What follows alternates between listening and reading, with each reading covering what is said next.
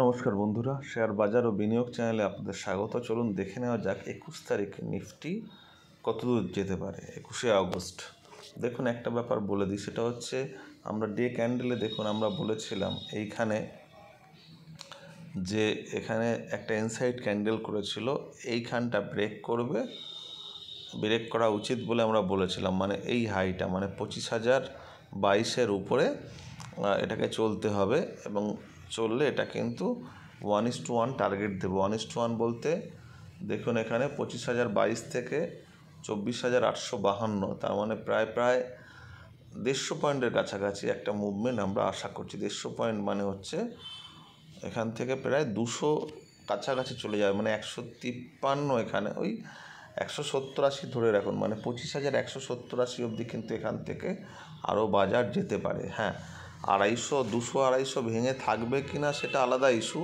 কারণ এইখানে একটা গ্যাপ রয়ে গেছে। আমরা বারবার করে বলেছি গ্যাপটা ফিল আপ করা উচিত ছিল, যে গ্যাপটা কিন্তু ফিল আপ হয়নি। তার মানে একবার নিচে বাজারকে তারপরে আসতে হতে পারে এই গ্যাপটা ফিল আপ করার জন্য, ঠিক আছে।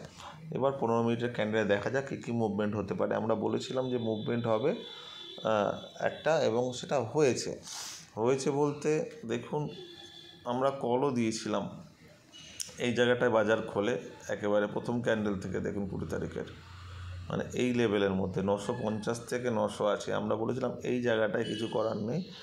বাজার যদি 25,020-র উপরে যায় তাহলে এটা চলবে, এবং 25,020-র উপরে গিয়ে দেখুন কত অবধি গেছে, 25,088 অবধি গেছে, তারপরে আর যায়নি, কারণ যেতে যেতে প্রায় ওটা 2টো বেজে গেছিলো। তার আগে দেখুন 25,060-এ যখন গেল, গিয়ে একটা ছোট্ট একটা রিট্রেস করলো, মানে একটু নিচে এলো এবং এখানে দেখিয়ে দিল বাজার আর কিন্তু নিচে গেল না। একটা 15 মিনিটের রেড ক্যান্ডেল বানিয়েছিল, কিন্তু দেখুন মজাটা, এই জন্য আমরা বলি একটু ওয়েট করে যাবেন। 15 মিনিটের ক্যান্ডেল বানালো রেড ক্যান্ডেল, তারপরের ক্যান্ডেলটা দেখুন আর ভাঙলো না। এই যে লোটা আছে 25,030, সেটা কিন্তু আর ভাঙলো না, ফলত বাজার আবার দাঁড়িয়ে গেল এই জায়গাটাতেই দাঁড়ালো 25,060, এবং সেটাকে ব্রেক করে উপরে গিয়ে সামান্য নিচে বাজার বন্ধ হয়েছে 25,050-এর কাছাকাছি। এখন কি হবে দেখুন, আজকেও বাজারে একটা মুভমেন্ট আমরা আশা করতে পারি।